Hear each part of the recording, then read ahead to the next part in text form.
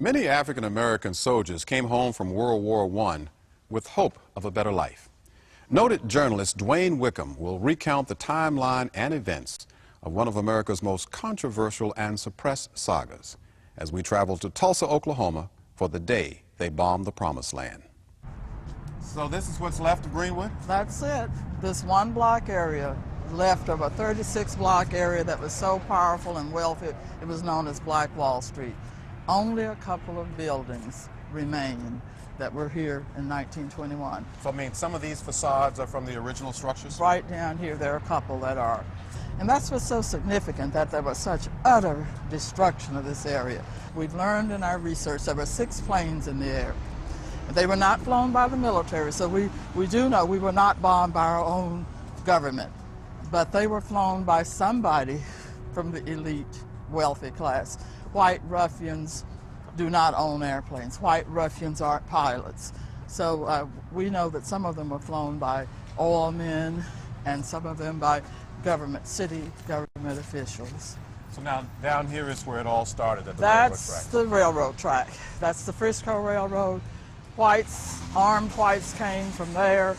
Blacks were armed over here on this side, and they fought a brave fight to hang on, to protect their neighborhood. But they were outnumbered. The whites had the better weapons, machine guns. They had more people. They had the government on their side. It was a lost cause. It's an interesting story because it begins not in 1921 when the riot occurred, but it begins much before then.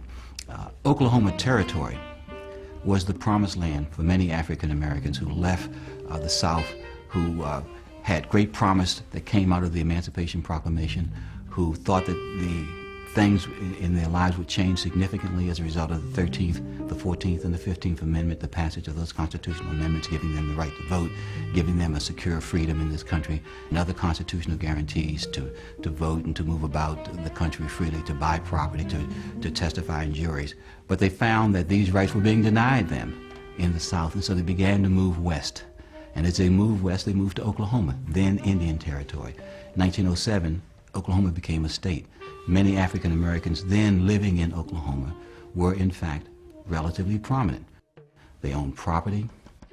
They had title to deeds that had come to them because they were part of the Cherokee Indian Nation or the Seminole Indian Nation, and also because they had been partners in the effort to develop this territory, which had significant natural resources, chief among them oil. It was the best of times, and it was in fact the worst of times. The best of times because of the opportunities that were provided these people who were moving away from segregation, away from discrimination. They thought into the promised land of this territory. And as it became a state, in fact, it became the worst of times because the Oklahoma legislature, 3 years after statehood in 1910, passed a grandfather clause to its constitution, which forbade anyone from voting whose grandfather had not voted. Excluded all African Americans at that point. But it was also the best of times because in the segregated city of Tulsa was that section of the city set aside for African Americans. There blossomed a significant economic opportunity for African Americans. They owned theaters, they owned roller skating rinks. There was a 54-room hotel built in Greenwood by an African American. Churches bloomed and blossomed. There were at least a dozen churches in North Tulsa. There were all kinds of businesses catering to the needs of African Americans, and as a result of that, it created wealth within the community.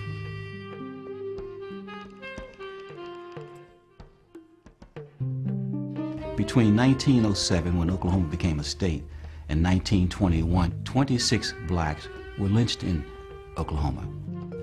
But surprisingly, none in Tulsa, Oklahoma. You also had, added to this situation, the return of many African American veterans who had served honorably in World War I, who had bleed as many had bleed before them, certainly in the Spanish-American War and in the Civil War, that through service of their country, they would lay legitimate claim to the rights that they had felt that they were so deserving of. And so when they came home, they said, nevermore, it won't happen here, we won't allow it. As we get to May 30th, 1921, the incident that occurred on the elevator between Dick Rowland and Sarah Page, which is still very cloudy and confusing. We don't know exactly what happened, but we know that there was a scream. We know that a clerk in a nearby store heard the scream.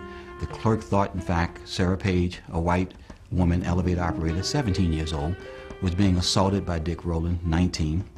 And he, in fact, called for police assistance, and Rowland, fearing for his life, fled into the black community. There was a confluence of events. You had the incident itself, and then you had the competition between two daily newspapers in Oklahoma, competing for space, competing for advertising, competing for white readership. One of them, the Tulsa Tribune, a newspaper that was started by a man who had moved there from the Midwest. And it really operated like a tabloid, like the National Enquirer. It lent itself to great sensationalism. And in this incident, it created the kind of story that really got people excited and suggested, in fact, in an editorial, that there would be a lynching that night. 25 African Americans got in their cars, got their guns, went to the police station, and they said, we're here, to the courthouse actually, and said, we're here to lend our assistance to protect Dick Rowland, to make sure that justice is properly carried out. Well, the chief of police told them, we don't need your help, everything is secure here, guys, you can return to your homes.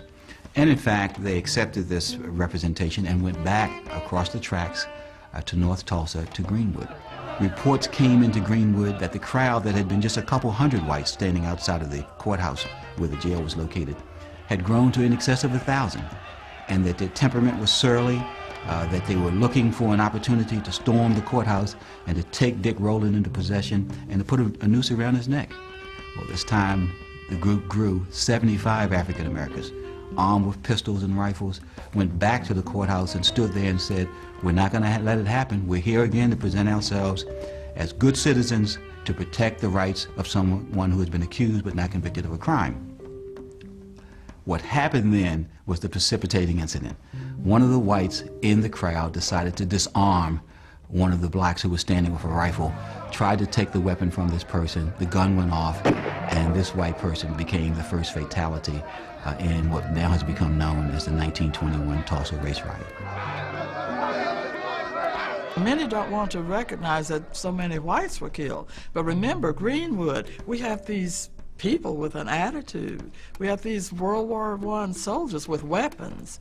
We had wealthy people who bought guns, who listened to the African Blood Brotherhood and said, you can't depend on the police to protect you. You better do it for yourself. Protect your women and children. They had been stocking up. They had weapons. There are a lot of stories about conspiracies. Subplots abound in this story. What we do know is that at that moment, that night, on May 31st, 1921, passions raged within the white community at the killing of this one gentleman who attempted to disarm the black who had come to protect Dick Rowland. And as a result of that, more and more people came to this crowd that became a mob. And the mob took on the characteristics of a mob. They wanted to get someone. In fact, most people in the mob were deputized, made special police officers. And as they were being handed their badges, they ran out of badges, they started giving them patches. They ran out of badges, they gave them ribbons, something to identify them as special policemen. And then they were given instructions, and the instructions were these: get a gun and get a nigger.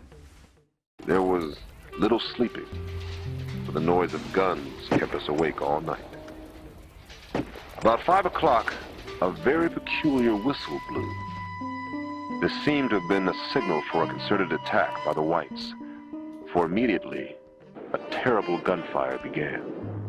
James T.A. West, teacher in high school. What we're talking about has been misnamed. We call it a race riot. It was in fact a race war, which is what sustained the mob, in fact. As the first incidents occurred, instead of fleeing as many did in other riots, for instance in 1919, 2 years earlier, there were 24 race riots across the United States. And in most of those race riots, African Americans were quickly put in flight. Not in Tulsa. In Tulsa, there were pitched battles being fought. The early battles were in fact fought in South Tulsa in the white community as blacks tried to make their way back from the courthouse, back across the tracks into North Tulsa. So these battles took place back and forth, pitched battles in different portions of the town. As we moved back and forth, these battles moved, people were being shot and wounded, and whites became more and more agitated. Many of them stormed the National Guard armory. They needed more weapons. Early on in the fight, they were outgunned. They somehow managed to secure a machine gun, and they used it to secure a position atop a grain elevator, and to take advantage of that position to lay down a wall of fire that caused African Americans to flee back deeper into Greenwood. The whites had got up in that mill and shot over to the back part of Jackson's funeral home to hit the boy in the hand while he was unlocking the door to try to get the ambulance out of the garage. And I'm standing right back behind him. And we had, when he hit his hand while he's unlocking, and blood jumped out his hand, and he just dropped the keys and stuff, and we had to run back to the back part of that funeral home. That was one of the worst things that I would experience in my first fright. Once the fight moved across the tracks into this business district where the economic heart of the black community was, the devastation really became quite severe. These guys came in with torches and set our home on fire, starting with the curtains.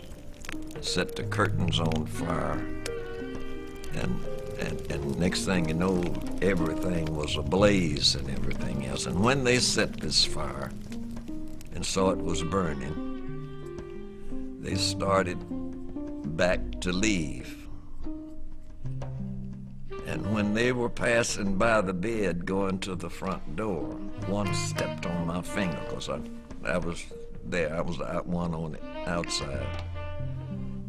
And I went to scream, because I was 5 years old, and when he stepped on my finger, it hurt, and I was fixing to holler. And my sister put her hand over my mouth right quick so they wouldn't know that we were under the bed. Now, and they left, and then our mother got us out of there, and we went to one of the houses that we owned, and that's where we kind of settled down a little bit. But I'll never forget that. That has lived with me all of these years. One woman was running to her home. She suddenly fell with a bullet wound. Then I saw the airplanes. They flew very low. To my surprise, as they passed over the business district, they left the entire block a mass of flame. It dawned upon me of the danger to my invalid mother, who has been helpless for 4 years. She was about 6 blocks from me, up in the direction from which people were fleeing. I reached her in the midst of a rain of bullets. My sisters and I gathered her up, placed her on a cot, and 3 of us carried Mother about 6 blocks with bullets falling on all sides. When we were trying to take her to safety, an airplane shot down a man right in our path. Old and young had to pile on trucks, and when we were being carried through town, men were seen clapping their hands.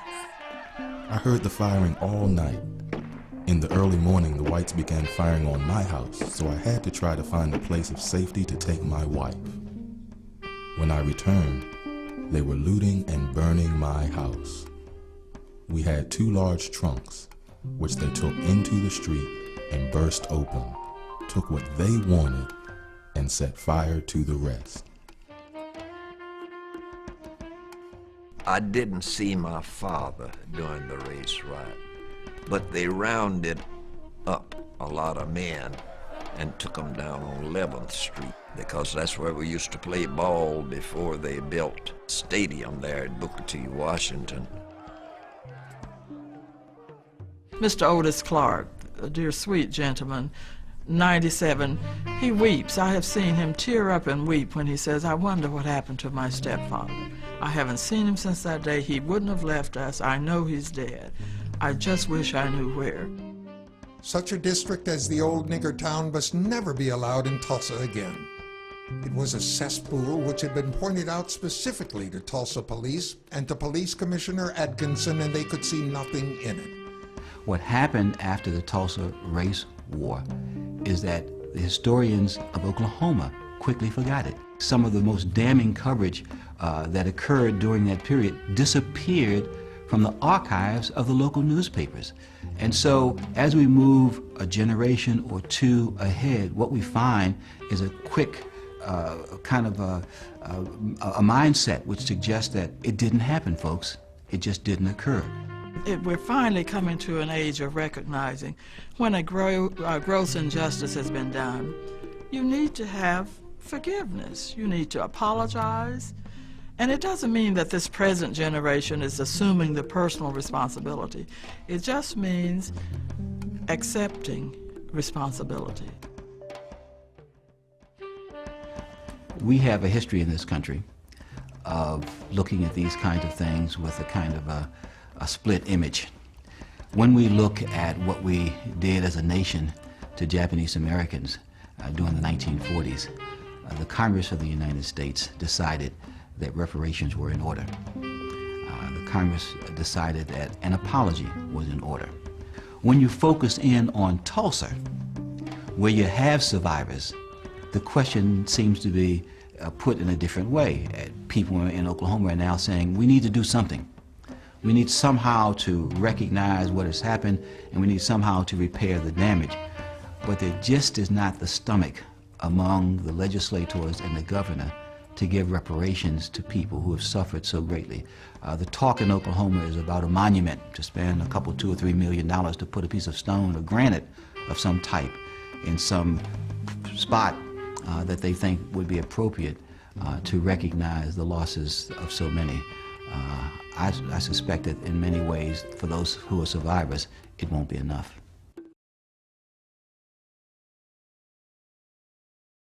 I hope you enjoyed this brief journey as we glimpsed the provocative tales, incredible accomplishments, and the undeniable fortitude of a people as they traveled from slave ships to spaceships. On behalf of New Millennium Studios and me, your host, Tim Reed, thanks for watching, and we hope you'll tune in for the next installment of Legacy of a People. History will never be the same.